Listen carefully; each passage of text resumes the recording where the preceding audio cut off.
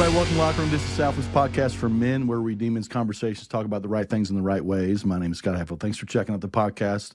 This podcast is all about creating a culture of godly men that fight for the most important things. And we are in the third week of a series just simply titled Parenting, where we're looking at the hardest but most rewarding job on the planet, which is investing in our kids. And so the first couple of weeks, we tackled raising littles, and we had Jason Byerly and Krista Tudor, and then Kelsey Collins. I just had a blank. I'm sorry, Kelsey. Anyway, thanks, JR. Thanks for listening. And then last week we had the student team on and talked about navigating the teenage years. And today, I don't know that this is really that relevant of a topic, but we're going to talk about smartphones and social media. It's going to be a good one. My guest is a friend of mine. We've known each other for quite a while. We both have girls. He's a retired law enforcement officer who's done a ton in schools with DARE and smartphones and technology and communication. We got several things in common. A bunch of things in common, but he's a girl dad, like I said, and he's got a great first name, everybody. Locker Room, welcome, Scott Harvey. Thank you very much. I'm excited to be here. We should have like an applause button right there, because, I feel like we're just bringing, it's like a little tiny show, but it's, anyway. Yeah. Golf clap right in the middle of the Masters, but I'm just the other Scott, not Nickel. I'm just the other Scott. That's right. Well, that's how I feel at times, too. It's like sometimes people run up and go, "Hey, I love your message." I'm like, well, you should look a little closer. I'm a little taller than him, and he's a little younger than me. But anyway, how are you, buddy? I'm doing well, man. How are you? I'm good. Good. Good to have you. We're on the backside of spring break. This will come out a couple weeks later. We're in lots of turmoil with our college of choice, but you know what? It's all going to work itself out. Jesus is still on the throne, and it's going to be fine. I'd love for you to share a little bit about yourself, maybe a little bit about just either growing up or going to college, vocational stuff. You've had a number of different roles. You've been around our church a long time, but talk a little bit about that. Yeah, I've done a lot. I professionally started out after college. I went to college at EKU. Okay. I grew up right outside of Dayton, Ohio. When I was old enough to choose for myself, I came to Kentucky. Okay. And then I just never left. Yeah. Ohio had nothing for me once I got down here. And my family has since located down here and everything, so we're all Kentucky through and through now. So gotcha. I came down here to go to school at EKU, study police administration. Mm-hmm. You can't become a cop until you're 21. You graduated 18, so that by public school math gave me 3 years to kill. So I went ahead and got a 4-year degree and got a degree in police administration with a minor in Spanish, and got involved in local law enforcement in Nicholasville. My wife met her on a blind date in college. Okay. And my buddy called me up and said, "There's somebody you need to meet." He said, "She's got a really good personality." Blind date. Which you know what a good personality means, that's right? That's not what you lead with. He's got a great, is he bald? Yeah, that's right. He got a great personality. So I was like, yeah, man, I'm in. And she had way more than a great personality. Yeah. Blind date. We get married out of college. Where'd you go on your blind date? Do you remember? Buddy, we went downtown. It was Richmond at the time. This was pre-Christian days for me. So we went downtown to the club. Okay. No bottle full above. But, that was before 50 Cent. Okay. So we went down to, because honestly, it was a group date. It was a bunch of us, which makes a blind date a lot less awkward. Yeah, so, she came with her friend, I came with my friend. It was a group thing. And, she's a year and some change older than me. So my story is she seduced me. Yeah. And I didn't stand a chance. And then we... Long story short, she's gonna strangle you. She won't listen to this, but somebody will tell her. That's right. But now, fast forward, we've been married. It'll be 27 years in June. Out of college, I got into law enforcement in Nicholasville Police Department. And was on with them for a couple of years before I got tired of the cleanup business that is law enforcement. Yeah. Like, people call us when the wheels have fallen off, when things are bad. We're there for everybody's worst day. Yeah. And it's not my jam, so I got involved in prevention pretty quickly. I got trained as a DARE officer to go in and try to teach 5th and 7th graders to make better choices so that we could avoid some of the things we were dealing with downstream of that issue. Yeah. Got involved in community services that way, became the sergeant of the community services division, so crime prevention was my full-time job. Going upstream. Going upstream, became the public information officer, so I was doing all the media interviews, talking to Lexington media, national media if needed. Yeah. Was basically just communicating for a living for the police department. Got trained as a hostage negotiator while I was still on patrol, and was a hostage negotiator for about 18 of my 20 years there. So, basically when the wheels fall off and the SWAT team rolls out, I'm one of the people on the phone trying to work it out peacefully. So communicating for a living about... Man, Greta would probably goes, oh, this is going to be a great argument, right? Yeah. Well, He's a she has hostage told me negotiator. before, she's like, don't negotiate with me. Don't be bringing that stuff Just in talk here. to me. I'm like, that's fair. That's fair. I should leave those tactics. Be good with your kids, though. Yeah. When you've raised, and my girls are 23 and 19, so there was a lot of negotiating going on in the Harvey house. Yes. But, got involved in that kind of stuff. And, with DARE, I was attending conferences all the time anyways. Yeah. And one of the organizers of one of the state conferences said, 2 months out, said, hey, I had somebody back out. Is there anything you can speak about? So, well, I've been learning about bullying because that's a big deal for these students. So she's like, could you please do a bullying session? So I did. And the people there were like, hey, would you come train our staff? And then once I trained the staff, they were like, hey, would you come back and teach our students? So that's how I got into the speaking school assembly world. It didn't take long, about a year into bullying, before everything was social media focused. Yeah. So I started researching social media. I started getting all of the social media back then. I was not on it because I was an adult. Yeah. And back then, adults weren't on it. So I got on it early. I was an early adopter and have since become kind of a crash test dummy for social media. Man, when the new one comes out, I got an account. I'm messing with it. I'm doing dumb stuff. What's happening? That's right. How do I figure this out? Because then what I started doing with that was my school assemblies became, how do you not blow up your lives with the technology? Because we didn't have that technology growing up, brother. No. And I'm glad. I'm thankful for that. Snail mail and phones on the wall. And honestly, the real conversations I've had with my now grown daughters, they wish they didn't. Yeah. They're so jealous of how we grew up, dude, that we just were gone in the morning and we had to be home when the streetlights came on. Yeah. Like, Mom didn't know where I was 90% yell your of the name. time. When you heard your middle name, you went, buddy. She means business. Let's get home. Yeah. JR's nodding over there. He's like, yeah, you've been called. So it's, the social media stuff, the smartphone stuff is something that I've been intentional about learning the last 12 years or so, and trying to figure out how to use it appropriately, because it's not going anywhere. Right. And you don't want to throw the baby out with the bathwater, because there are some good things about social media. There are some negative things. Right. But I tell people all the time, it's like the internet. There's garbage on there.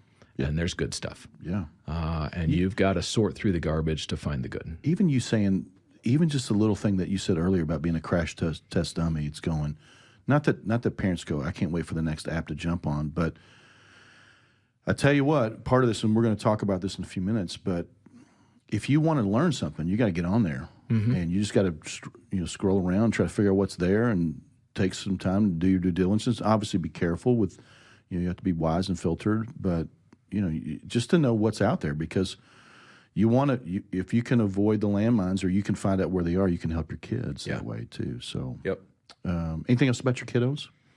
They are 20. The oldest is 23. She's been married about 18 months now, which is crazy. I got a son. I'm a huge fan of getting a son at 22. Yeah. Because I avoided all the dumb stuff that he did before he was 22. So I gained a fully grown man as a son. Yeah. A big fan. The youngest is 19. She's finishing up her freshman year in college. Gotcha. And, we're empty nesters now. We have been for about 8 months now. Yeah. And, I know you did a session on littles, and to the parents of littles, like, empty nesting is the best kept secret in parenting. Yeah. Like, it's crazy to me, as much as I love my girls and they can come back anytime. Yeah. But when they're not under my roof, like, I'm not thinking about what time do they have to get up? Do they have to work today? Did they get their homework done? What do I need to do for them? Even at 17, when they were living home, that took up space in my brain. Yeah. Now that they're out and fully functioning on their own, like, they call me if they need me. Like, I'm not thinking of the day-to-day stuff. My wife and I are still best friends. And so now it's just, what do we want to do? Which is an important thing for marriages. Sometimes you throw everything towards your kids and you forget each other. And then all of a sudden you just learn that. For sure. I don't even know who this person is. For sure. So, yep. You've been part of our church for quite a while. Mm-hmm. You and I, we just did Fight Club in Nicholasville. Your son-in-law was there for part of it. He had to leave because of military training stuff. Yep. But you've been involved in a number of things. Talk about some of the things that you've been involved with, whether that's groups or ministry team stuff. How long have you been part of our church? Yeah, when we first came here, I started working on bikes and helping through him because I was a certified bike mechanic for our bikes at the police department. So I started doing that. Became a middle school youth leader, just because every guy's a middle schooler at heart.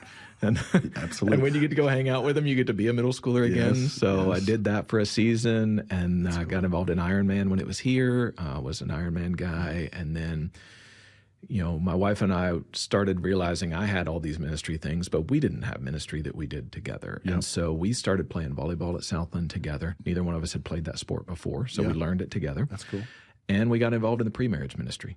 Like 8 years into marriage, we got involved in pre-marriage, and it's been super fun. It's super fun to hang out with people who still have the rose-colored glasses on, who are still, super cute. And It's going to be great. It's going to be great. We love each other. Love's going to save the day. Yeah, that's right. And there's a part of that that's refreshing for us. Yeah. And when we used to teach the pre-marriage class, like there was conversations on the way home about, that thing we just told them to do? Yeah. We should probably do that more. How about that? That'd be a good idea. That'd be good to smoke what we're selling. It was a huge marriage strengthener for us to be studying this, to be calling people to a higher standard, including ourselves. Yeah. I mean, we're going to get to hang out for a couple of days this weekend when we've recorded this, but we've got our pre-marriage workshop this weekend, and we'll do one in September as well. But got like 30 some odd couples coming that are just couples that are either married or getting married. And so it's just a fun thing. And so I love the fact that you and Gret are in it, and it's fun watching you guys invest in couples. Marriage is so important, and it's so hard, but it's super important. So, well, let me get us on the same place, meaning just our listeners. Phones, technology, social media are simply tools. You already mentioned this. They're not evil or they're not holy. It really depends on how it's used. There are a ton of things in our worlds that are neutral in their origin. It's similar to having a hammer. You can build something with a hammer. You can destroy something or hurt somebody with a hammer. Some people would say money is evil, and God's word doesn't say that. God's word says that the love of money is the root of all evil. So money can be a good thing. Nothing wrong with having money But if money becomes an idol, something you worship, or something that you're trying to, you're living for, something you believe is going to ultimately take care of you, it's become an ultimate thing. That's a bad thing. A vehicle that we drive is neither evil nor good. It's just simply a tool created for travel. You can use it for good reasons, and you can use it for really bad intentions. All three of these things, a hammer, money, and a vehicle, should be handled with great care. And we have to teach our kids the purpose of these things before putting them in their hands. And if not, they get hurt or others get hurt. The tools are not the problem. How something is used is the problem. The same is true with social media and phones. And when here's a big statement, when something is used in the right context, it can help enhance and bless us. Fire, used in the right context, can warm our home, can make a good steak, can provide a fire for a bunch of people to get together and enjoy community. We think about the words that we use. I'm reading right now personally in the book of James, and I just read this. But we can use our words to encourage and comfort and express love, share the gospel. We can write letters to people and tell them how much we love them or care about them, or how much God loves them and cares about them, and talk about God's promises. Words are really powerful. Sex, inside the context of God's intentions, can grow a marriage, their intimacy and their commitment. It can also bring a ton of enjoyment as well as blessing us with children. When something is used in the wrong context, it can bring tons of hurt and harm and destruction and lasting impact in our lives, just like fire. Outside the framework of a fireplace, it can burn down a home, destroy thousands of acres, property, possessions, and even take lives. It can be very destructive. Our words are the same, can be just as destructive as fire. In fact, James says it's a fire, and we have to be careful because we can demean or lie to or wound people or manipulate or abuse people verbally and emotionally. And the Bible says in Proverbs 18:21, the tongue can bring life or death. Those who love to talk will reap the consequences, may they be good or bad. Sex outside of biblical marriage, we already know this can leave us with lasting emotional, relational, spiritual pain. The enemy can use it in an attempt to hijack our stories, can keep us stuck in our shame, can impact our relationship with God and our relationship with other people. And this is a big one. Big statement, just as we're getting everybody on the same ground. Anything that God has created for good can be distorted by the enemy. Anything he's created, the enemy can use to distort its, God's impact, or he can impact what God's created to distort us and harm us as God's prized possession. The mountains are majestic. The beach is beautiful. The stars are breathtaking. But when we worship, we just had an eclipse, it's like awesome. It's great. But if I'm just looking at the eclipse and I don't think about the very thing that created the eclipse, then it's a problem. Or we look to stars to tell us who we are, what's going to happen today. It's like these fortune cookies. That's satanic. Sports. It's a big part of our lives in Kentucky. We love sports and all kinds of sports that we're into. But man, when it becomes the number one thing, it can consume us, impact our time, our time with our family, and keep us from the most important things. I'll give you one more, the Bible. The Bible's a gift. It gives us truth. It helps us understand who God is, our need for him. It communicates the gospel, what Jesus did for us. The Bible builds things. It builds our identity. It builds our relationships, our marriages, and our families. It shows us how to live our lives in a way that blesses us and others and brings glory to Jesus. But if used wrongly, taken out of context, it can lead to spiritual arrogance, legalism, or used for ill intent. It can be used as a weapon. And most of us would go start Googling, what is it in our minds, how we've received that from either legalistic people or spiritually arrogant churches or whatever. But Hitler misused the Bible, led to over 6 million Jews being killed. Westboro Baptist Church is a predominant church in Topeka, Kansas, that have done some incredibly hard things, use the Bible as a weapon to spread hate and justice and damnation. Westboro Baptist Church is not the only church that's done this, though. There's plenty of other churches and people who call themselves Christians that have misapplied, miscommunicated, or misused the Word of God to do a lot of harm. Does that make the Bible bad? Of course not even close. The blame is found in the actions and intentions of those who wrongly use it. And so the big statement is the enemy, even mankind, can take anything created for good and manipulate it for evil and ill intentions. A gun for hunting and protection can be used for murder or suicide. Medicine created for healing can be abused, usher in addiction that impacts people and families. Authority of any kind can be used to educate and help, provide, protect, just like you've done in your career. Pittacus has this quote. It says, "I've heard the measure of a man is what he does with power." And when authority is abusive, it can victimize, discriminate, erode trust, and cause great harm to people. Good things meant for good can be hijacked and distorted and leveraged for bad purposes. The enemy and mankind, us, if we're not careful, we can distort anything that God's created or even what man's created for selfish gain, ill intentions, or evil. So anything, just as we've kind of set the table, anything that you want to say about any of that, man? No, I agree. It's a tool. You know, I identify with the gun analogy because I carried a gun for 20 years. Mm-hmm. And what's funny is when it's on your hip for 20 years, it becomes an armrest most of the time. Like you don't even think about it being a gun. It just becomes a comfortable place to rest your arm. And some people are like, "Why do you have your hand on your gun?" I didn't realize it did. Right? It's just there. It's there all the time. I'm tired of it. But I never used that gun to hurt anybody. But it was there as a tool if I needed. My bat belt was a tool belt that had different levels of services for different situations. Some of them needed minimal services. Some of them needed more services. Yeah. So I'm sure you've got stories. Yeah, but it's a tool and it can be abused. Social media is a tool that can be abused, comes inherently with some issues that we need to know about as parents. But it's a tool. It's not inherently evil. Yeah. So we're going to do a bit of a deep dive, have a conversation that I think will be hopefully really, really helpful for parents as they're trying to figure out how to navigate social media, smartphones, apps, technology in a digital age. Because again, as you said it earlier, it ain't going away. It's just not. And so dads or parents, some of the research that I used to prepare for this was found on commonsensemedia.com/research. Great website, lots of stuff on there. There's different articles that can equip you as a parent to educate yourself on the topics of smartphones, technology, YouTube, pornography, even gaming. And so I'll circle back. Apple released its first iPhone June 29, 2007, 17 years ago. How crazy is that? Yeah. It began with some basic apps. These were the apps that were on this iPhone, okay? Just going to blow us away. Email app, text message app, address book. Whoa!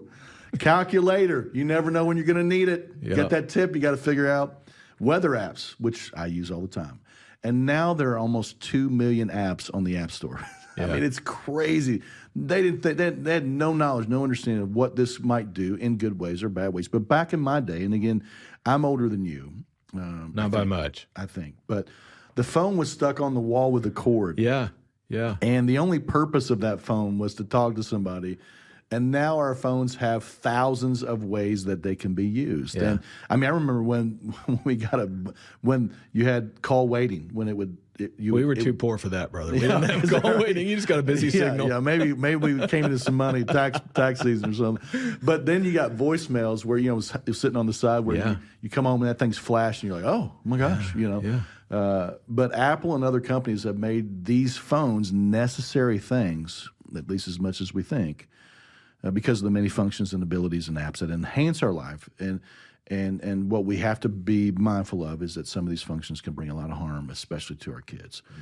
There's plenty of advantages for kids having phones, okay? And if you're a kid, you're going, oh, good, this is going to be great. Communication, it's easy to access our kids. It can provide a means of safety. Life 360 or other apps can help us know where our kids are. Giving a kid a phone, giving a phone to a kid can begin to teach responsibility if we help them that way. Schools and teachers and sports teams now. I mean, I've got one that just was just did middle school volleyball, and you've got some volleyball players too in your crew. But everything's on an app, and so we know when practice times are, when our game is, or when we're going to leave, or when they're going to start. And all your kids' work is on there, and it's like they don't even use books anymore. But upcoming events, and so anything you want to say about the advantages of smartphones? Anything else that comes to mind for you? I mean, I wasn't trying to be exhaustive, but anything else that comes to mind when you go, these are other advantages too? Yeah, I think they're handy for sure. One of the things I tell parents is I would caution you against setting an age for when the child gets a smartphone. It's a point of need, and it's a point of responsibility. There are some 12-year-olds that can handle a cell phone. Yeah. There's some 18-year-olds that somebody needs to take it from them. You used two things. You said a point of need. Yep. And that may be their need or your need. Correct. And a level of responsibility. That's key for us to hear today. So keep going, Yeah, and I think, if you have those conversations with your kids, I mean, it was different for each of our kids. When my oldest was in 5th grade, and this was a while ago, but one of her best friend's dad came to me and said, hey, I want you to know we're getting Kate a phone for Christmas. Yeah. Okay. He goes, I just wanted you to know. I'm like, why are you telling me that? He goes, I didn't want it to cause a problem with Grace. I said, oh, Grace, I'll tell you, I'm not Kate's dad. Yeah.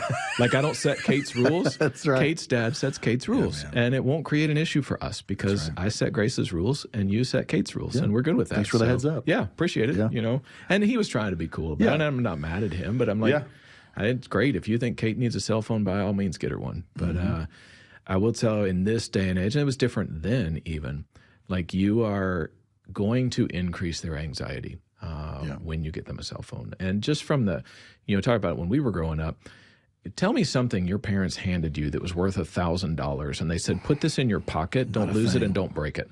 Not a thing. I can't think anything was over $10. No, my bike was like $40, dude. That's true. And that was my extent of freedom. And so we didn't have the fact that we hand these kids a $1,000 piece of equipment, say, put it in your pocket, carry it 24/7, don't lose it, don't break it. Yeah, and which leads to the disadvantages. You've already started with anxiety. Can you think of some disadvantages that kids having phones and social media? Just anything that comes to mind. Yeah, and this isn't talked about very often, but it's something my wife and I lived through. Is Life 360 wasn't a thing when my oldest needed it. It was when my youngest was. So we got it for my youngest.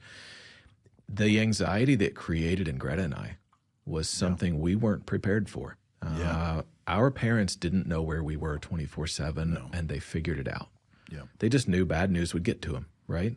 And no news is good news. Right. And my mom, if I was spending the night at a buddy's house, sometimes she would call and ask me where the remote was. And I'm like, why is she calling me asking for the remote? She's so dumb. She's helpless without me.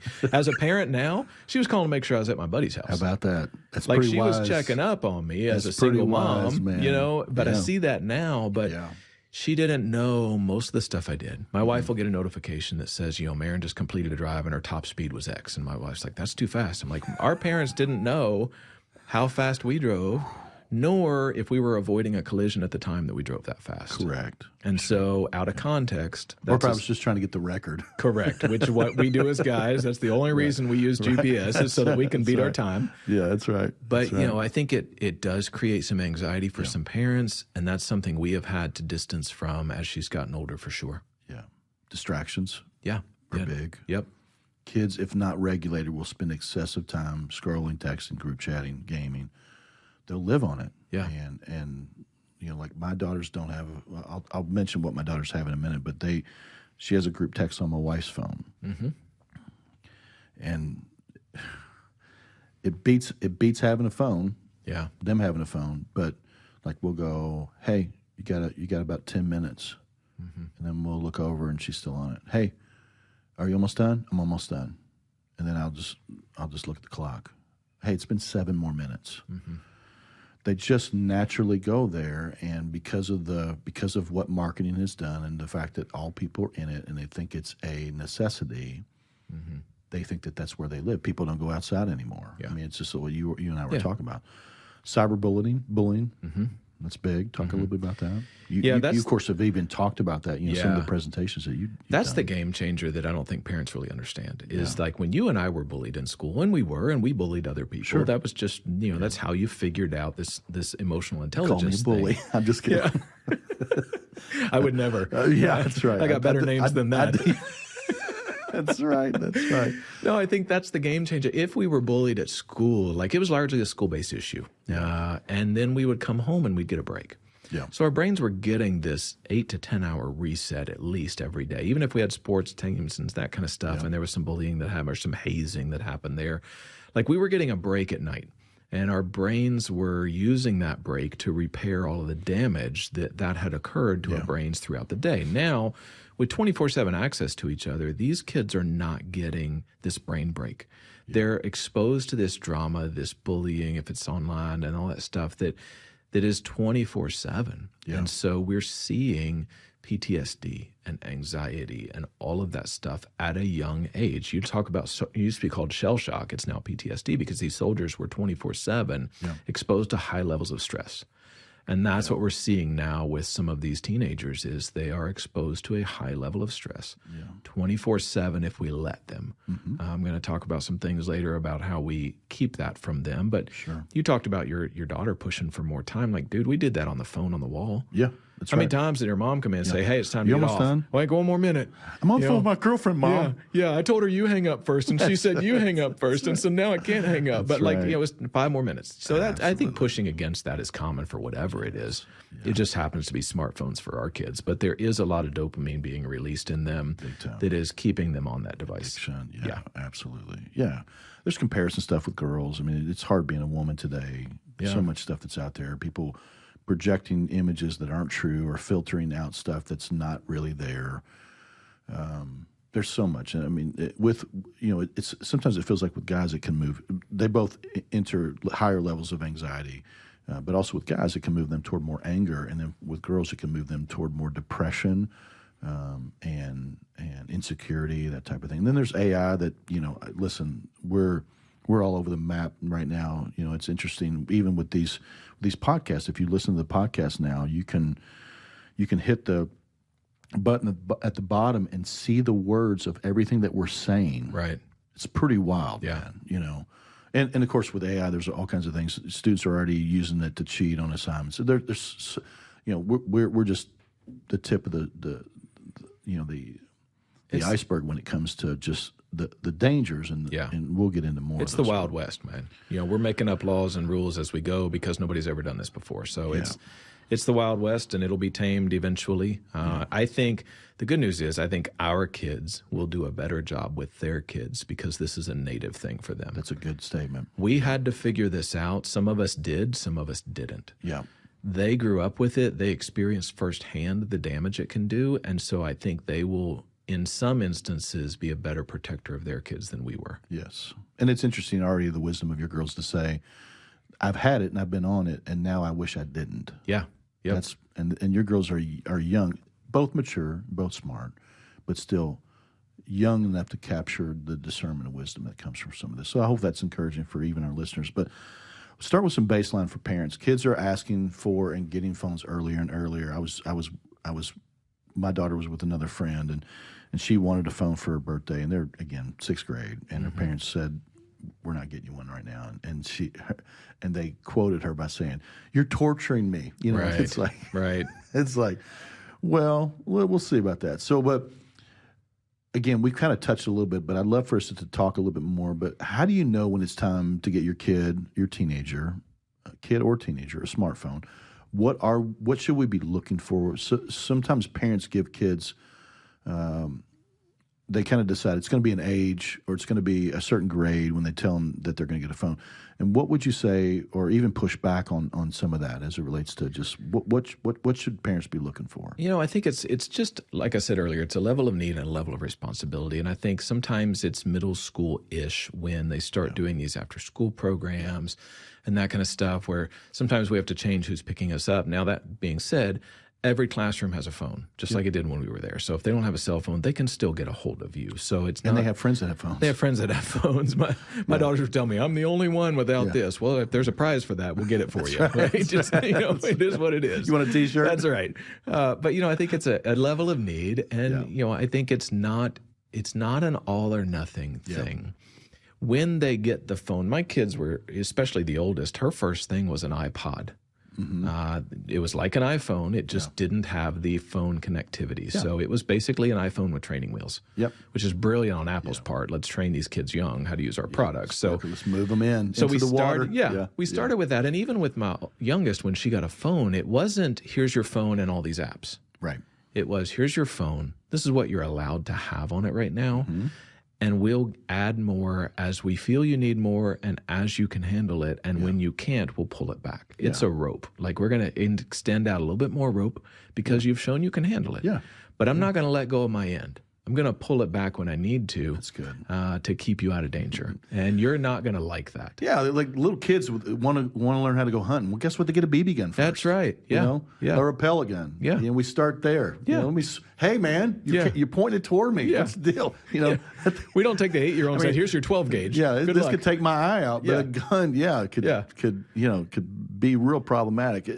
The maturity, even just some of the needs, because you got men that are on here that are married to their wives. You got men that are on here that are single dads. You got men that are, they share custody with their kids, and so it's just trying to figure out what are some. But again, it's not an all or nothing thing. You can start with something again with the rope, and it's just a little bit along the way, and you figure out what is necessary, and how can we begin to help them get acclimated and comfortable with it. Those type of things. I wrote down a couple other things. Are they moving towards and demonstrating responsibility? Do they clean their room? Are they putting up their stuff? Are they taking care of what they already have? Because their crap's everywhere. It's like, hey, we got you all these, we got you a switch or whatever it is, and you can't find this stuff. I mean, I'll just let this in on something. My daughter today is getting braces. Yeah. And she's had Invisalign on and off for about 1.5 years. Why are we getting braces? Because she kept losing the Invisalign? Yeah. Yeah. So we're going to permanently attach it to her head. Yeah. Yeah. And so I'm like, hey, sweetheart, just so you know, you're going to now feel the weight of your inability to keep up with these. And so it's what it is. But and so what does that tell me? It tells me she's not ready. Right. You lose a tray, an Invisalign tray. I mean, it's not good. But you lose a phone, it's way different. So do they lose stuff all the time, or how are they demonstrating maturity at home and with school and in sports with their grades, whatever it is? And you've already even mentioned this. They're going to make mistakes. They're going to misuse how they're supposed to use their phones and social media and apps. They will, in a lot of ways, including with a smart. I mean, they do anyway, but with a smartphone, why would we think that they would do anything different? So our job is to help them minimize the mistakes and start with some basic stuff. No apps, no social media. You ride a bike with training wheels, and then you take them off, and then you ride a bike before you get a vehicle. Start simpler, monitor, teach, and hold them accountable. And, we joke, but I talk with guys that struggle with pornography, and I go, hey, flip phone. Get yourself a flip phone, man. Yeah.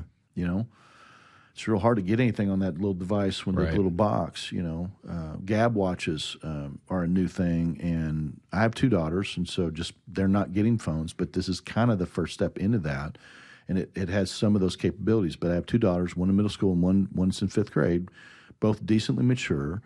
But this is our bike with training wheels, and so this Gab watch has no internet, it has no apps, it's easily monitored. We can see where they are. They can text, but they can only text one person at a time, and we've approved everybody that's on there. There's 0 group texting, which I think is important for us to talk about. It's all individual text, and they can call from their watch, and they can receive phone calls from people that are on that we've said are okay and approved. And so I think that's the first step into the water on phones, at least for us. Right. So anything else on that? Yeah, I think it's, one of the nice things, the phone is a state of need and a state of responsibility, as we said. Social media, every terms of service says 13. So to us at the Harvey house, that was a no-brainer. You're not 13 yet. Yeah. Just like you can't drive till you're 16. Yeah. You may think I can handle it at 14. Well, the law thinks differently. So, we're going to wait until you're 16. That's so right. terms of use on all these social medias say 13. So that's an easy thing for us. And It wasn't like at 13 we turned it all on. Yeah. We started my oldest on Twitter because at the time it was very stripped down. There wasn't a lot of photo sharing. It was text only. Yeah. And then we got into Facebook, and then we had rules about, hey, you don't share pictures of people right now. Right. Pictures of the dog, pictures of volleyball, whatever. Your like lunch. Not people today, because we're going to wait until we've used this responsibly before we start doing people. Yeah. And we introduced things at a time while they showed they were responsible with these things. Mm-hmm. And then when the second one came around 4.5 years later, the timeline had picked up, right? Mm-hmm. So more people were involved in more things. The safety features were better than they were in the beginning. Right. But still, Snapchat was the last holdout for us. Yeah. Because I always saw Snapchat as the deep end of the social media pool. Mm-hmm. The others, there's some people doing some dumb stuff on the others, but not near like there is on Snapchat, because Snapchat gives people the illusion of privacy. Yeah. They say, well, I send the snap to somebody, it deletes itself. Maybe, maybe not. There's third-party apps that will capture your snaps and you'll never be notified. So, you are sending something you think is going to be deleted when maybe it's not. And especially when it's assumed to be private, which again can move you down the wrong road anyway. Exactly. If I think you're going to see this for a second and then it's gone, it actually encourages me to send you dumb stuff. Yeah. So that was the deep end of the social media pool. But then my youngest, and I've shared this story before, and she's fine with me sharing it, she was probably 15-ish. My oldest was 16 before we let her have Snapchat, right? But she's 14-ish, my youngest, and all of her friends are on Snapchat. We've talked about this, and she said, Dad, all of my friends, all of the plans are not through group text anymore. Mm-hmm. They're on Snapchat. Right. They're in group snaps, and I don't know what's going on. I said, listen, they can text you. Yeah. She goes, but Dad, they're not going to. Right. They're going to take care of it all on Snapchat, and I just won't know. Yeah. And she started crying, and she said, I wish that we didn't have any of this. I wish there was no social media. And this is from a 14-year-old, so it's got my attention. Yeah. I said, honey, we'll get you a flip phone today, and we will turn all this off if this is too much anxiety for you. And she said, you don't understand. She goes, because it does exist, and because that's where my friends are hanging out and making plans, if I'm not a part of that, I'm left out. Yeah. And what bothered me about it, Scott, is it felt like that choose your own adventure stories that we read as kids, except it was a choose your own anxiety. Yeah. Do you want the anxiety of managing social media? Or do you want the anxiety of not knowing what's going on in your friend group and feeling like you're the last one to know everything? Yeah.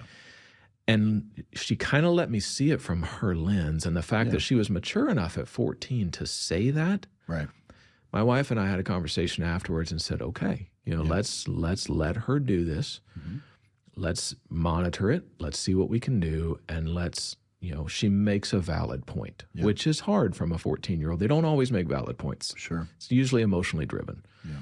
But, she has said, I wish we grew up when you did. We don't. This is where we are today. And this is how my friends make plans. This is how I'm abreast of what's going on in my friend group and what's not.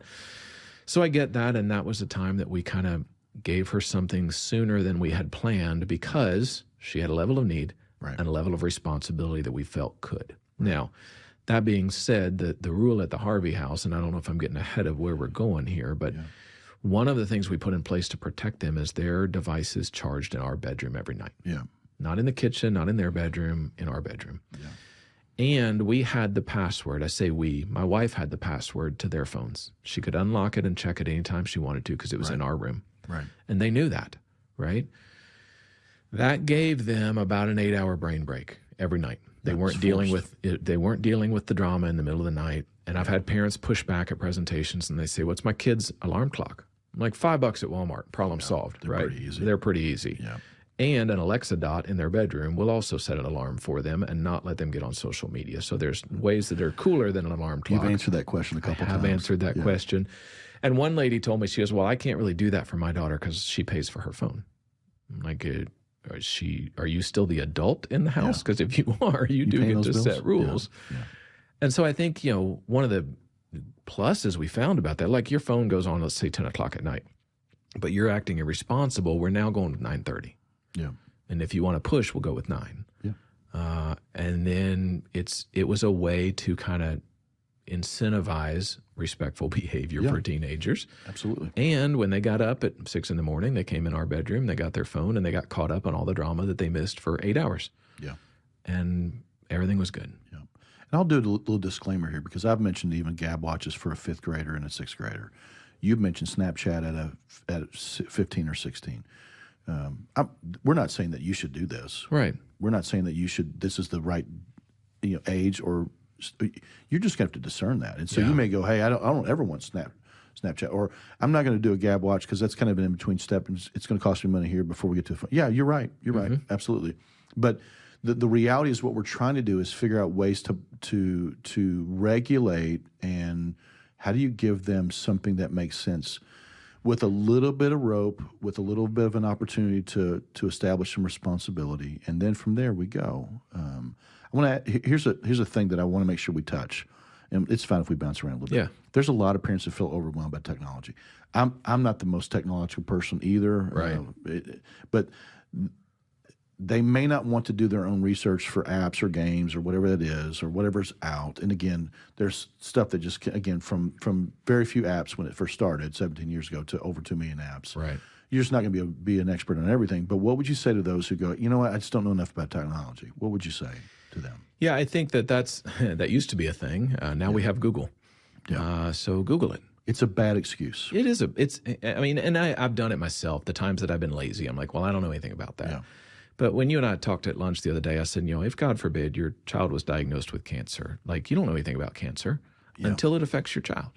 And then you will become an expert on that particular type of cancer and how it affects your child. Because the stakes are high. Correct. Social media and technology affects your child.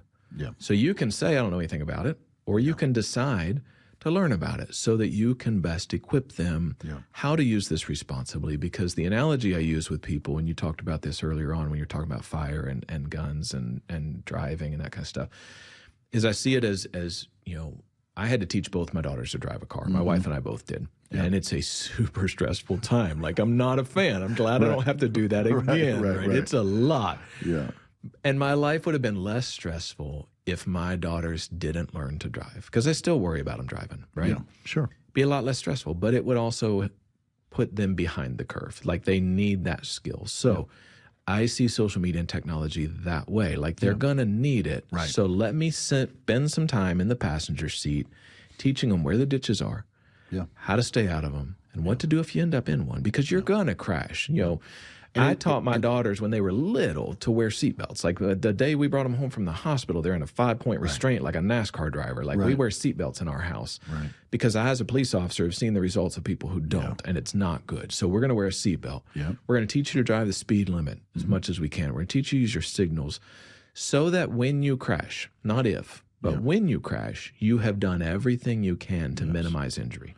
If we teach them to use social media with that context, this is how you wear your seatbelt. This is how you don't go too fast. This is how you use this responsibly. When they mess up online, the damage will be hopefully less minimal. And even to carry this analogy with driving, you're trying to help them to manage their own and make their own decisions and be mindful of what they have control over. The reality is, when you're on the road, you're not in control of a whole lot of other things. There's a lot of other factors, and the same is true with social media.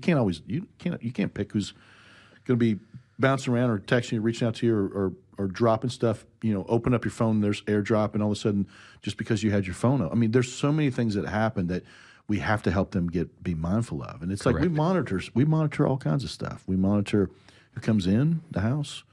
Some dude shows up and he's got a beard and a wife beater on. Hey, I'm here to see Evie.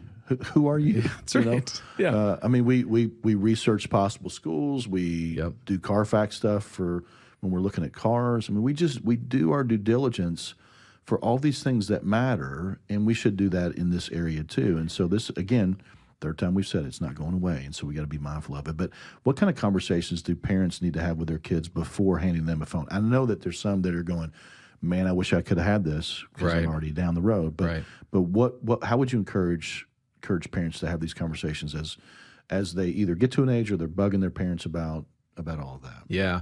I think, everything is an open conversation. Everything is a topic we can discuss, and you make it okay for them to discuss it and let them know as they progress. Like, you're going to see stuff that I don't want you to see. just tell me about that. Yeah. Right? It's going to pop up. Let me know when it happens. I'm not going to be mad at you. You can't control all of this stuff. Like, I'm not going to blow up. Right. The best analogy I can give is when my oldest daughter was 5 years old, Easter Saturday, we're going Saturday night services before Southend did away with those, which was a lot harder on families like ours with girls that had to get ready on a Sunday morning. So they were already ready on a Saturday. Yeah. Easter Saturday, my oldest gets her Easter dress on, her Easter sandals, which were a hair too big. She goes running in to show her mom her dress, snags her sandal, and goes face first into our footboard of our bed. Oh, gosh. Right? Knocks out like 5 teeth. Oh, God.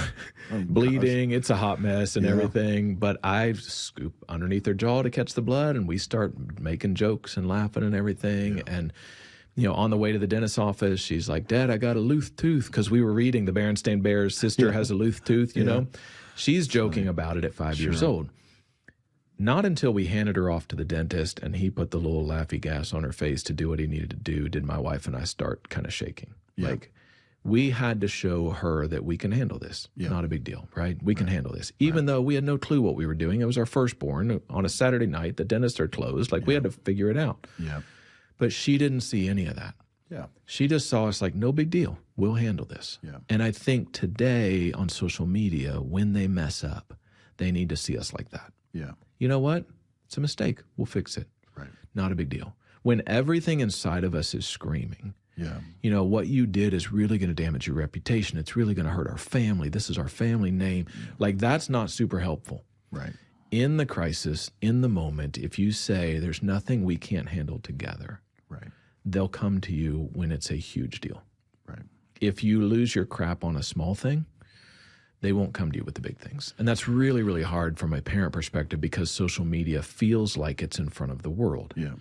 And so there's a lot of pride at stake, a lot of damage control, but we're bigger than this, and we've been showing them that since they were young and got hurt, Yeah, that's good. I think it's important, too, to help our kids, especially when they're younger, go, hey, there's a difference between rights and privileges. Yeah. Food, shelter, clothes are rights. Yeah. Phones, privileges. That's right.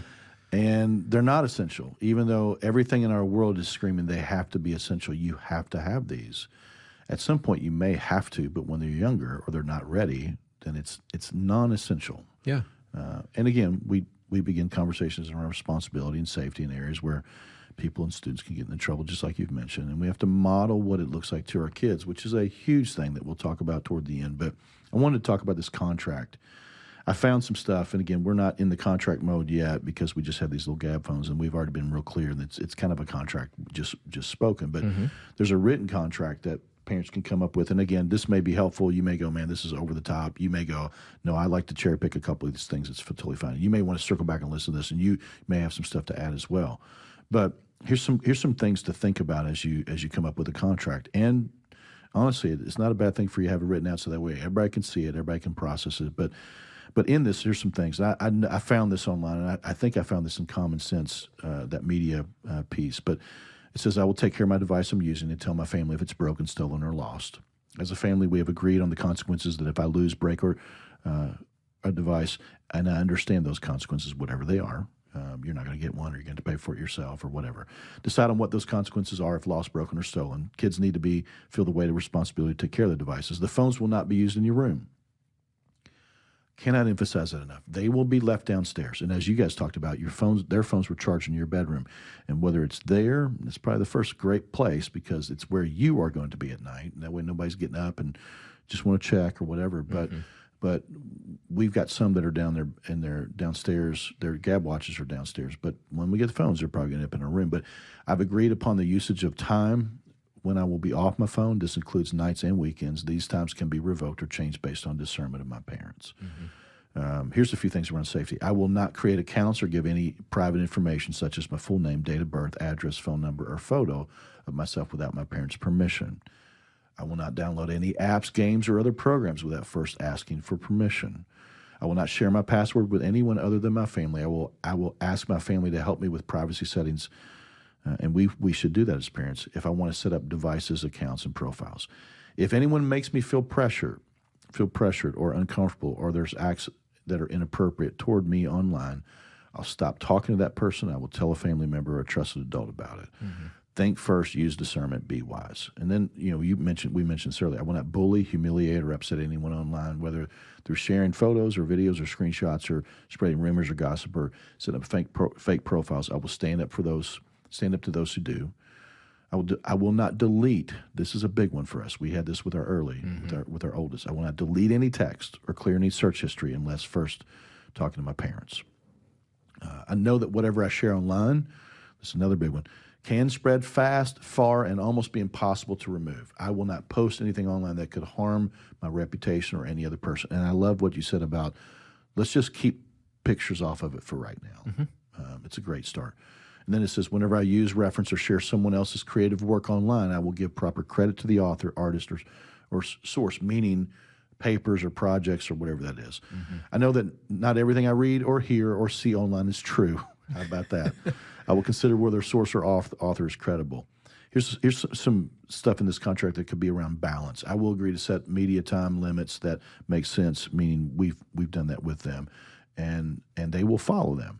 I will be mindful of how much time I spend in front of screens, and I will continue to enjoy other activities like being outside and being with people and sweating, doing things that are fun. If using media or being online is making me unhappy or it's hard to stop or my parents acknowledge that, then we're going to take a break. Communicate openly. This is big. You already said this. I will talk to my family about what media I use and what I do online, answer any questions they have openly and honestly. And here's the deal. It's about accountability. We hand them something. They're now responsible, and our job is to hold them accountable to it. And if they're not comfortable doing that, then they're not ready for it. That's the reality. If I run across, receive any inappropriate or pornographic material, I will notify my parents. Please make sure our kids know that this is easy to run into. They're not in trouble if something pops up. They can fall backwards into something if they're not careful. They didn't even try to Google something or search for something, but they can.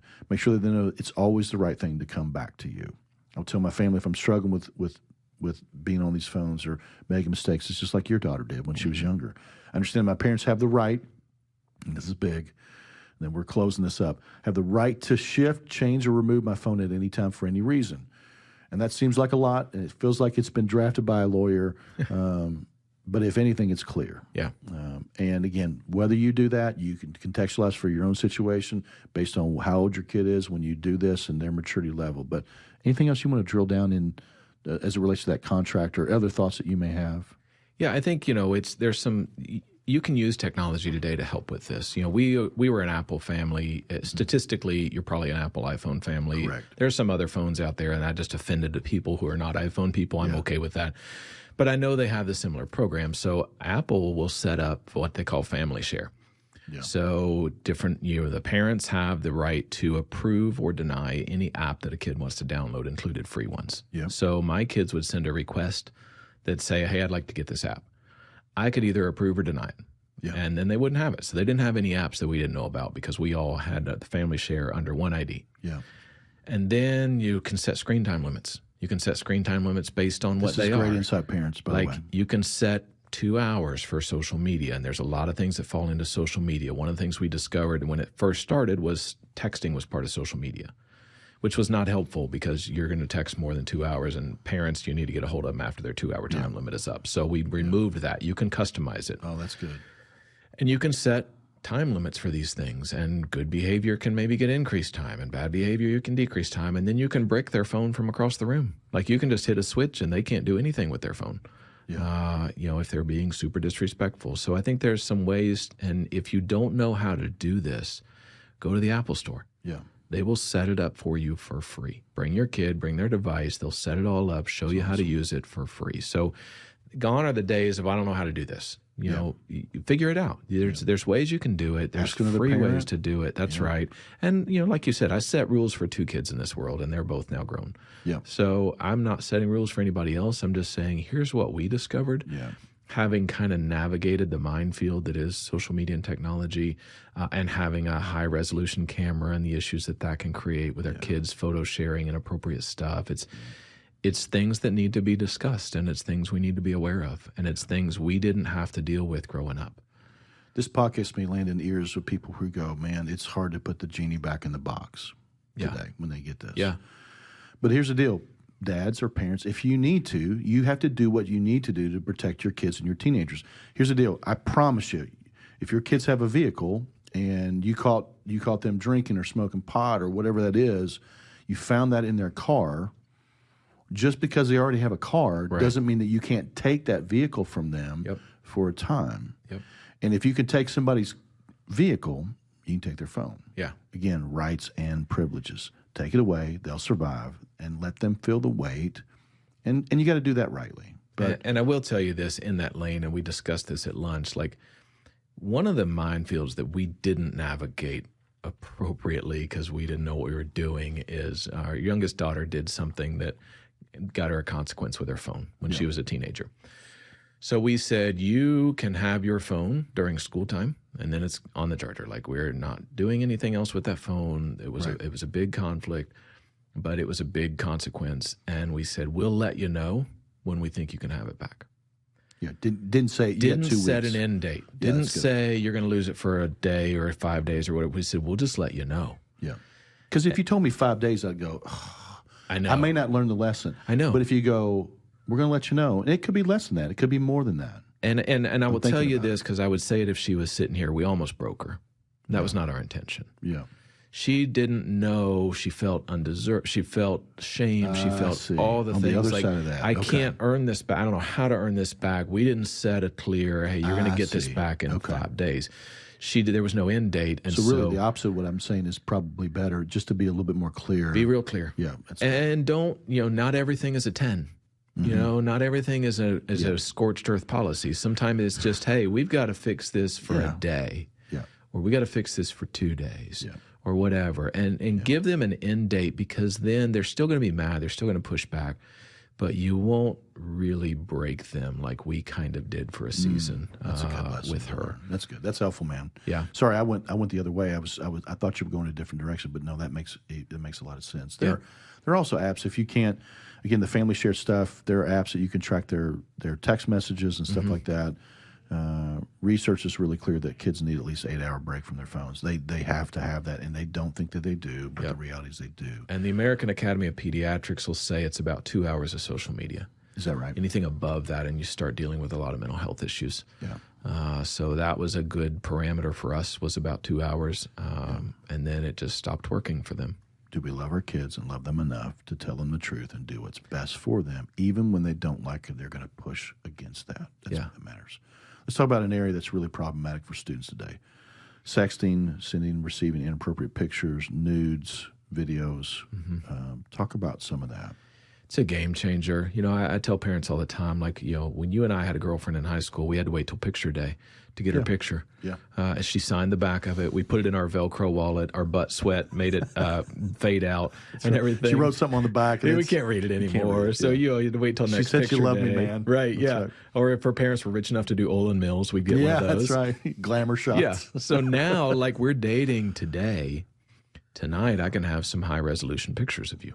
And immediately. One of the things I did at the police department was I would supervise the school resource officers, so the officers that are stationed in the middle and high schools. Okay. I was their immediate supervisor as their sergeant. So I read their case reports. Yeah.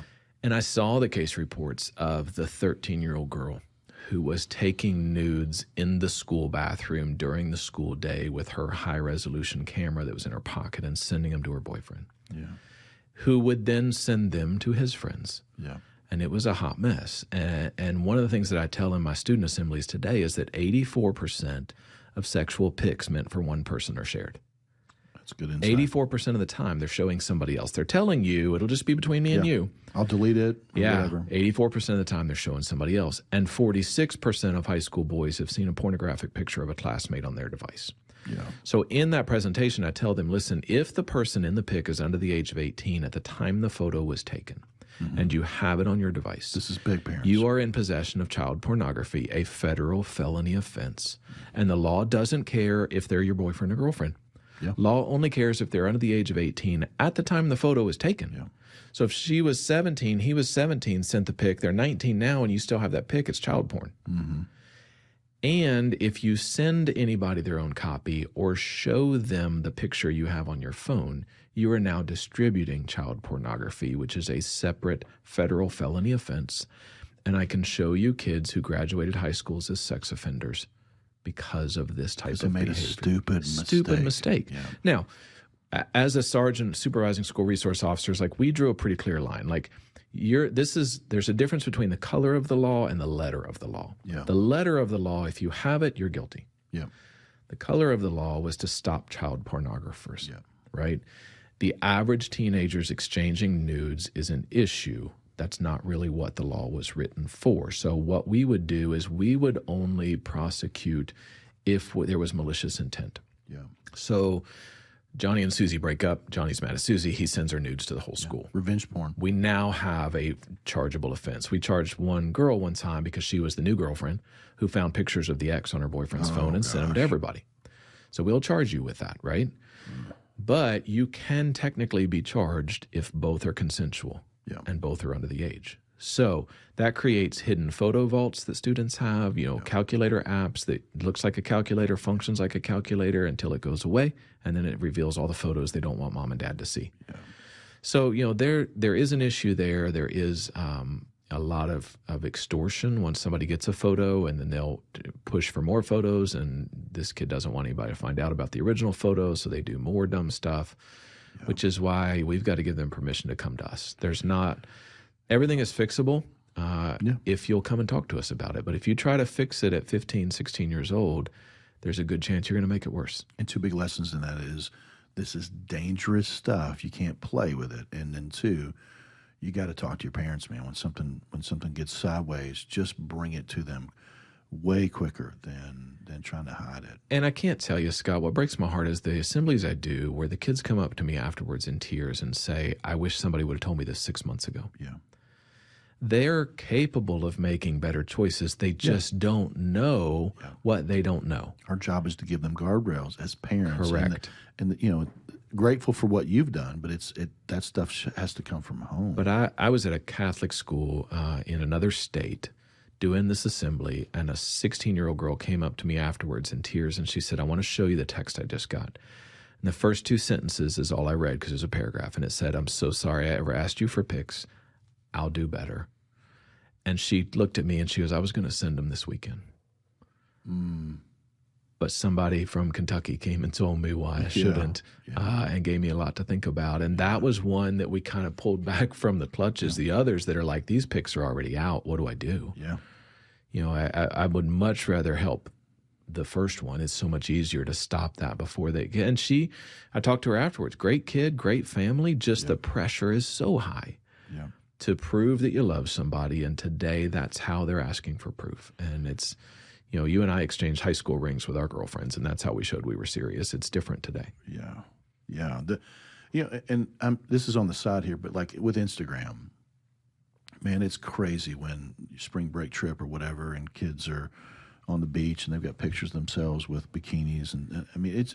Yeah, I know that that's what's in the water, and I know that that's what people do. But man, we got to be really, really careful. I know, and really careful. And I tell you, brother, I'm painfully aware of that because, like, I'm friends with my daughter's friends online.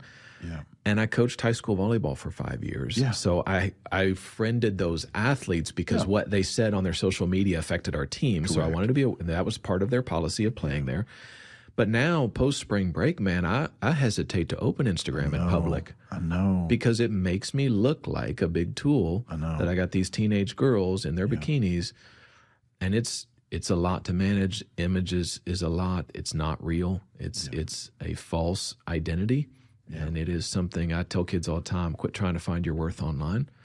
Because it's not there. That's it. Because what happens is somebody posts, and it doesn't have to be it could just be with a nice outfit on or whatever. People go, love it, beautiful, you're fire, or whatever these things. And it's like, oh, it feels so good. It's like, hey, we got to help our kids know, hey, this is who God says that you are. Yes. And man, if the creator of the world says that you're made in his image and that you're made wonderfully and fearfully and wonderfully made, then we don't have to just send that out there so that we can get affirmation from people. And one of the reasons kids like Snapchat, not that I'm touting the positivity of Snapchat, is it's not as curated as Instagram. It is a snapshot into your day, and I will tell you, my oldest daughter and I'm her longest streak on Snapchat. That's a big deal. So it's in the 2000s right now. But when she was away in college, 2.5 hours away, I would get a screenshot of her day. Like the cafeteria, the dorm room, the blooming cherry blossoms at WKU. Like those were the snaps I would get from her. But they weren't curated. She didn't strike the right pose, get the right most of the time, it wasn't even her. Just what they are. Just On what it was. Instagram now, kids are posting less because they realize it's curated and it's not real and it's crap. Yeah. And they're hungry for authentic and they're hungry for what's real and they think it's Snapchat. Yeah. It's not. And that's one of the things I saw with my kids during the pandemic is both of them thought they wanted a 100% digital world. Mm-hmm. They thought they wanted to make their appointments online, order their DoorDash, not deal with people until they couldn't get with people. Yeah. And then what it did to my youngest, especially the struggle she went through with dealing with the stress of the pandemic and high school and all of that and not being able to see her friends, it made her realize very quickly that online is a mirage. It's a mirage. It's not a real world. It's not real. And we need people. And she's an introvert. And for an introvert to realize they need people was a really powerful lesson. Yeah. This one more thing about porn, and then we'll move. But the apps you use, the places where you go online, the things that you search for, all have algorithms. Yep. And more than that, because of the information that somehow people get about the user of that specific phone, they will learn that you are a male or female. And you may not have searched for anything. Your kid may not have searched for something, but they go, "Oh, this is a 17-year-old boy." Mm-hmm. Then they'll just start dropping things into threads, things that may have nothing to do with their search history or algorithms, because they're trolling the user to entice them. And again, it could be just, it's like we say Chipotle. Well, if my phone heard that, I pull something up later. You're like, "Oh, do you want Chipotle?" Yeah. Well, let me, or whatever that is, Home Depot, whatever that is. It's crazy how it's listening, but the reality is there are just things you can open up and go to your search things in Instagram or whatever, and there are things there waiting for you that you didn't go looking for. Mm-hmm. And they're just going, "Hey, he'll like this. She'll like this," And so they're putting chum in the water, and our kids need to know that. It may not have been anything that they've done. It could be, but it may not. But know that when there's chum in the water, there's sharks. Yeah. And that's important. It's one of two categories. It is either something you have actively engaged in before, and I will tell you this, TikTok has the most responsive algorithm I've ever seen. Watch a video all the way through, you'll see more videos like that. You don't even have to like it. Yeah. Just watch it longer than the first 30 seconds, and it'll feed you more videos like that instantaneously. Mm. So it's either things you like or things people like you should probably like. And so if you're the teenage boy, then I know what the average teenage boy likes. Even if you don't like that, I'm going to feed you some of that content to see if you'll bite. Like you said, it's chum in the water, and some of that chum contains hooks, and bad things happen from there. Yeah. Instagram right now, I was looking at something, and all of a sudden there's all these pictures of these ladies pretending to breastfeed. Mm. And I can promise you this. Yeah. I ain't looking for that. No. You have to be careful. Let's talk about text threads, group chats for a second. Here's some things. I'll just say this and then you jump in. Mm-hmm. Saying stuff in a group chat is evidence that it's been said and can be shared. Right. Don't say anything online that you wouldn't say to someone's face. And then with group chats and group threads, stay out of drama. Gossip, drama, talking about others is or can be a regular thing, period. Yep. We shouldn't do it online. Our kids' brains aren't fully formed, and without processing or weighing the words, they can just say stuff. And here's the other side. Never assume that people outside that group aren't going to see it. Right. One of the last areas of our brain to develop is risk assessment. Yeah. That's the last area, and it's in like mid-20s before it's fully formed. That's why we end up in hospitals. Exactly. And that's why you can ask a teenager, "Why'd you do that?" And they go, "I don't know." And then we'll say, "No, really, tell me why." And they're like, "I don't know." They don't have a why. Yeah. Quit pressuring them for a why, because there's not one. It just seemed like a good idea. Like I didn't see it working out like this. Yeah. So I think that we have to be aware of that. I think that the brain development is a key thing that we have to be aware of as adults. They're not fully formed humans until their mid-20s, and some of them not even then. And what was I forgot the question when I went off on that diatribe there. Sorry. The group threads and group chats. Thank you for reminding me. You could have 20 people in this thing. Correct. They could have multiple group chats, and you're not always sure who's in what group chat. And I tell students all the time, group chats are a different animal than even a standard chat. But even a standard chat between me and you, Scott, I can screenshot that and put it on my Instagram. Yeah. That was a conversation between me and you, but I have written proof That's right. of something you said. So even if you're talking trash to me about somebody else, if I get a wild hair, I can screenshot that and put it all over my socials. I make you mad? Yeah. So I tell people there's no such thing as a private online conversation. That's good. If you want to have a private conversation, get face-to-face in the same room. That's good. And be aware they might be recording it on their phone. Which is another good thing to think about. Yeah. Yeah. Danger with strangers online, sharing personal information, pictures with someone that you don't know. Yep. In real life, we coin this stranger danger. We've seen the videos we teach our kids. Yeah. You don't talk to strangers, man. And hey, listen, somebody comes up and says that they know me, or hey, do you want a puppy? Or hey, do you whatever. All those. There's not a need to engage strangers publicly. Right. And there's not a need to engage with strangers online. And you just can't assume that the people you're even communicating with are actually your age. Most apps and online chat groups are filled with pedophiles looking for, kids to groom. And, I heard something at a conference recently. It was on kind of this topic a little bit, but I've even heard people say, even in just different podcasts, that pedophiles aren't just running around anymore. They're not physically running around the parks, and I'm not saying that I'm sure they probably are, but now they go, the playground's here. Yeah. This is where the playground is, and so you can't assume that this stranger or this person who says that they're this from this or whatever, or they have some kind of interest is actually that person. Right. I did something at a school, went to a school and listened. I participated in it, but the main communicator was the Lexington detective, James Matt Grimes, and he was great. And Lexington detective that focuses on cyber crimes in our part of the state. And he brought up something that you mentioned earlier. He spoke about something called sextortion. Mm-hmm. And this is what I have, and anything else that you want to dump in there, but it's a newer cyber crime in the last 3 years. 85% of cyber crimes online are where kids will send inappropriate pictures or videos, nudes, any of those things of themselves to a stranger. Mm-hmm. They reach out, they groom that kid, they coerce him, whether they know that they're the same age or they can totally be an imposter. Mm-hmm.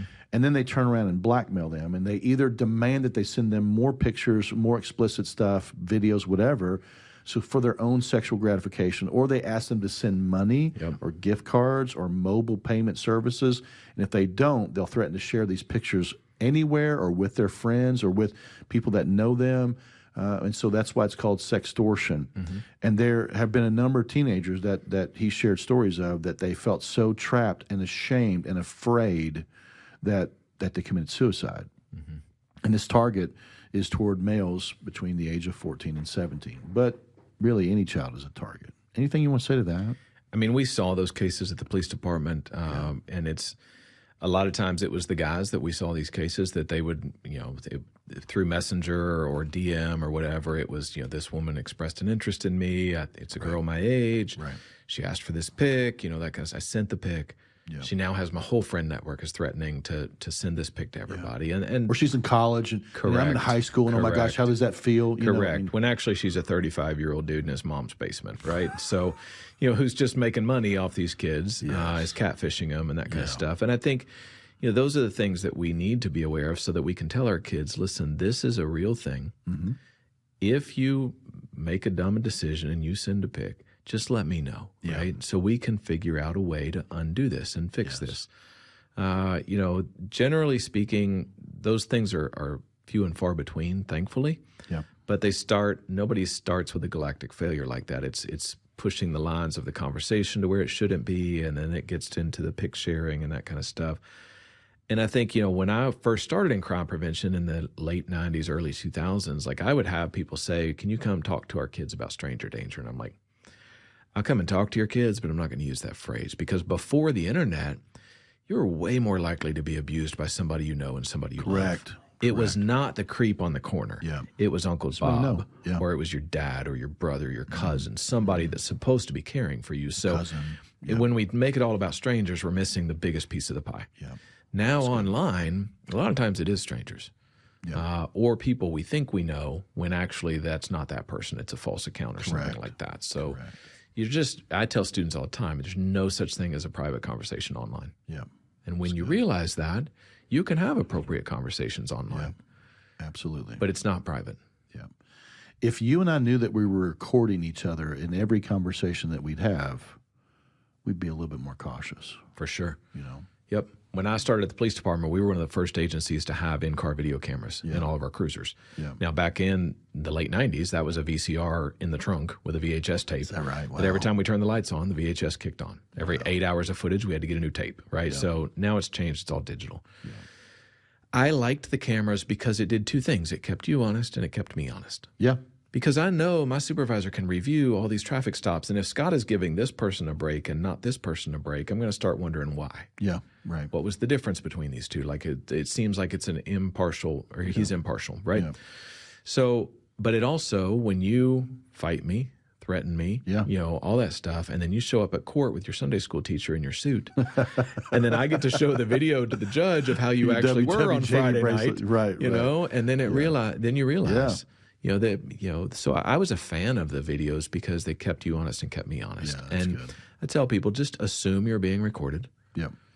Assume you might see it again one day. Assume that it's going to get shared. Yeah. And then it changes kind of the dynamic of how you interact with people. That's good.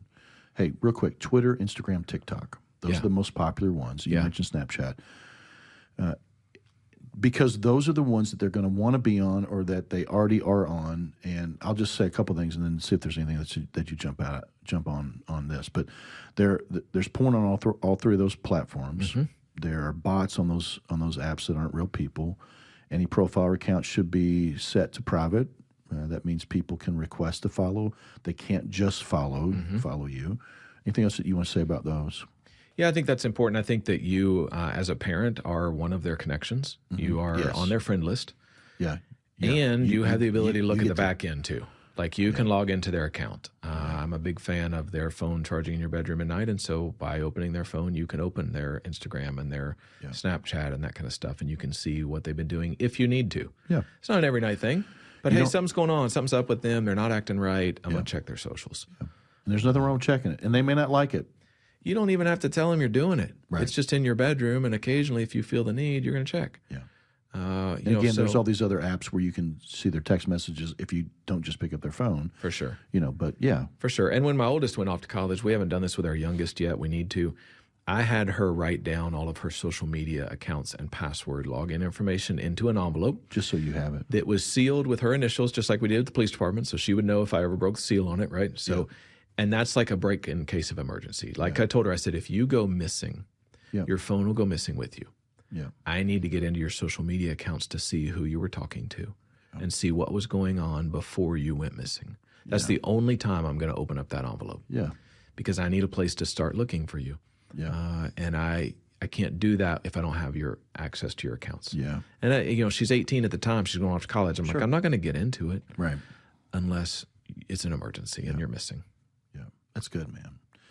All right, we've touched this, but I just want to see if there's anything else in this. When a kid or teenager makes a mistake, in some capacity, social media, group text, search, whatever that is, what are some things we got to remember in how we engage in these conversations? And you've already said this: don't freak out, don't just react and just blast with shame. Go toward them to get understanding and bring a lot of grace and truth into this matter. That's super important. What else would you say? I would say ask questions. I think the parents will give one of two responses. Either it's a 10, like this is the worst thing that you could have possibly done, or it's a 1, and we're like, you think that's a problem? I got problems. Let me tell you about problems. Like you don't understand at 14 what problems are. Yeah. But it's also a matter of scale. Yeah. In their world, this is a huge problem. Mm-hmm. And so we need to play down the drama sometimes, because to them it's a 10, when maybe it's not, but it's also not a 1. Right. So let's ask them questions. What is your concerns? Why does this bother you? What do you think is going to happen? What's worst case scenario? Mm-hmm. Now, if that happens, worst case, what are we going to do? Right. How are we going to deal with this? Right. And I use that language intentionally. We. This is a we problem. This is not a you problem. Yeah. I'm your parent. It's my job to be your advocate. It's my job to help you fight battles that are too big for you. And I got news for you. There are battles too big for me as a full-grown police officer. Yeah. And there's battles I need help with. So there's no shame in asking for help. I think we need to make that okay for our kids. I'm a huge fan of having a counselor for your kids and or a family friend who is going to tell them what you would tell them. Yeah. Just they're cooler than you because they're not you. Yeah. Right? They're not just the not you. parent. Yeah.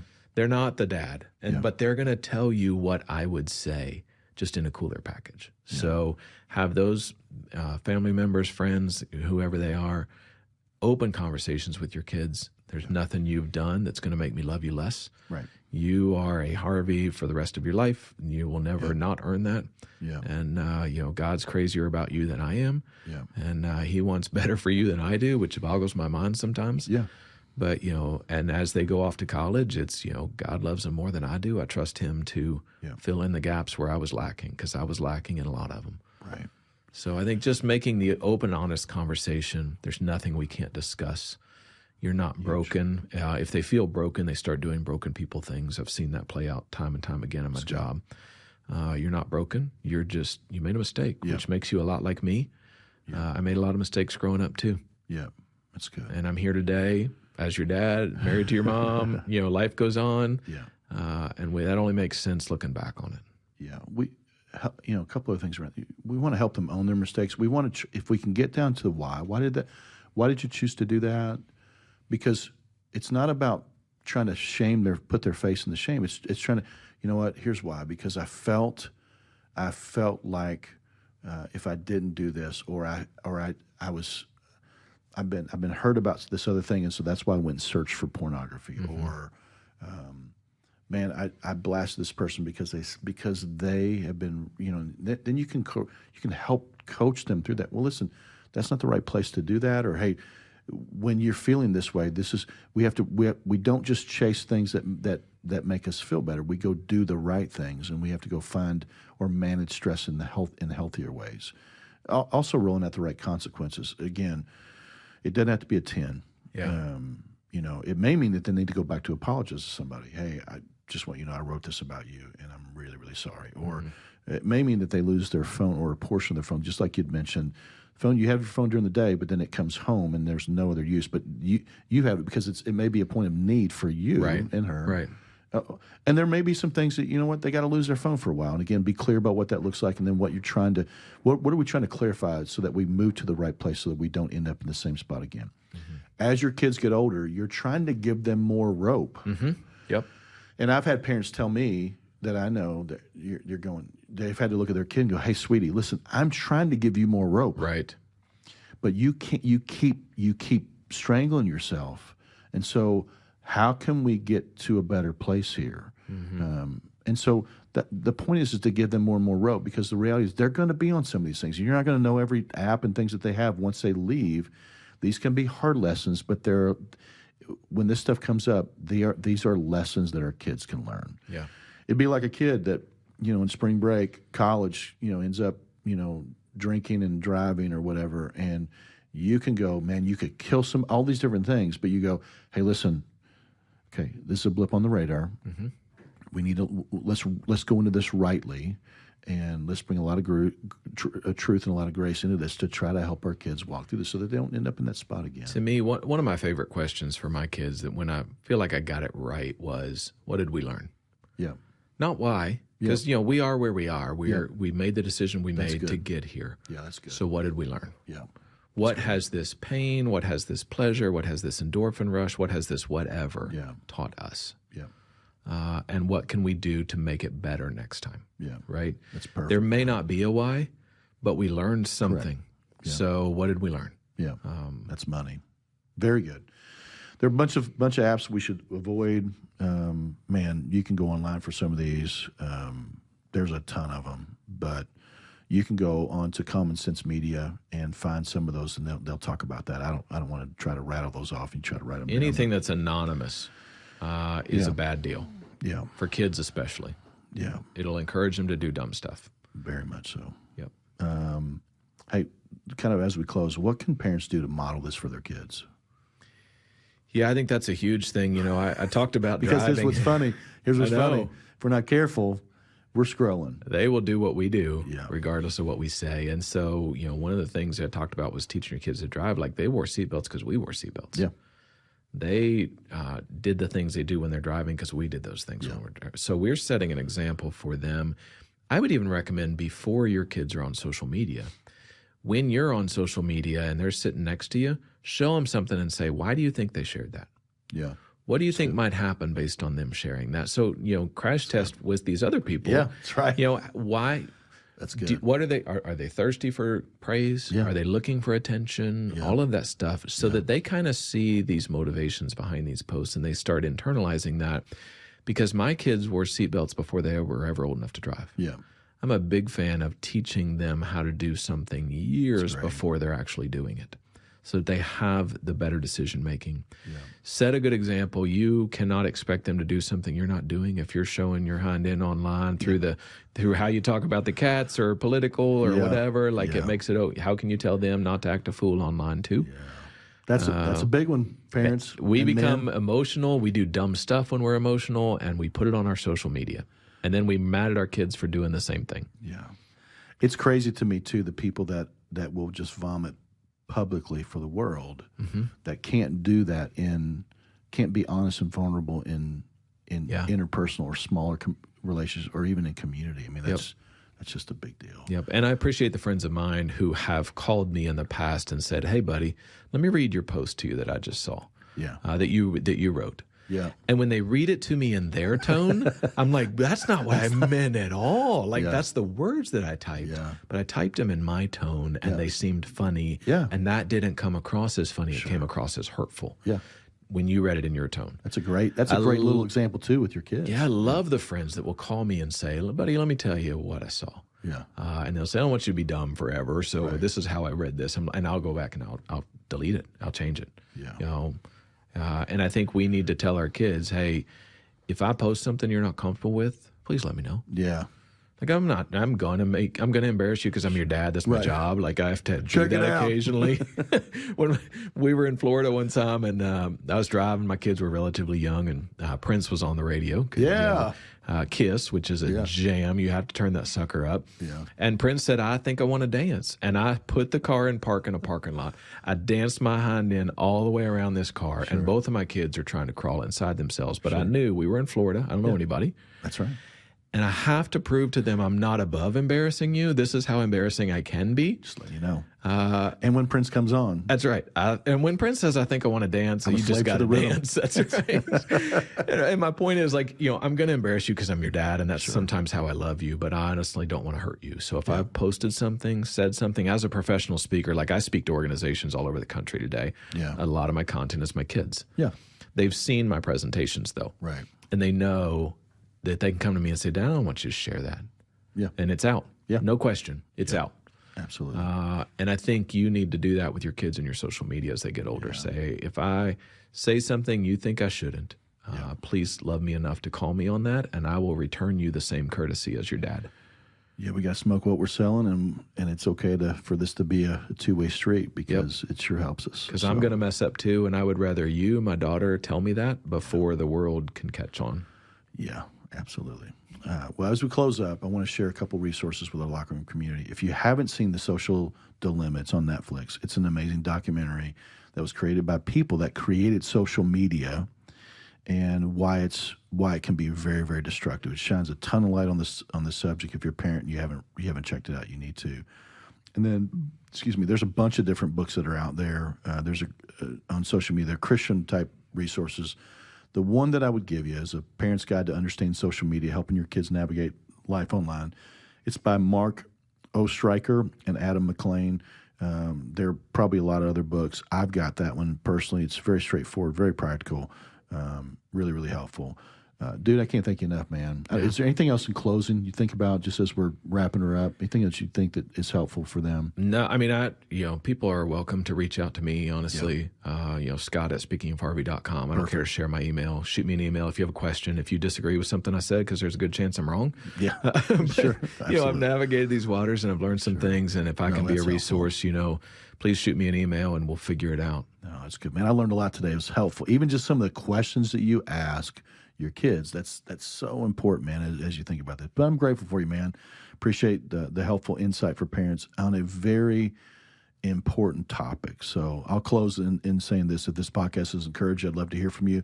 If you're wrestling Christianity, would like help with whatever it means, whether it's trying to figure out your next step with Jesus or becoming a Christ follower, we'd love to help you. You can reach out to lockerroom@southland.church. As you know, again, as always, if you have some questions, Scott just shared his email address. But as always, if this podcast has encouraged you, if you're a parent and you have other friends that are parents, you should share this with them. Again, they don't have to agree with everything we talked about or when and what and all those things and what apps and all of that. But it definitely should create discussions in us as parents as we talk about helping our kids navigate all this stuff, because it ain't going away. And we got to help them do this rightly, preparing them for the world. So thanks for listening. We'll catch you next time on Locker Room.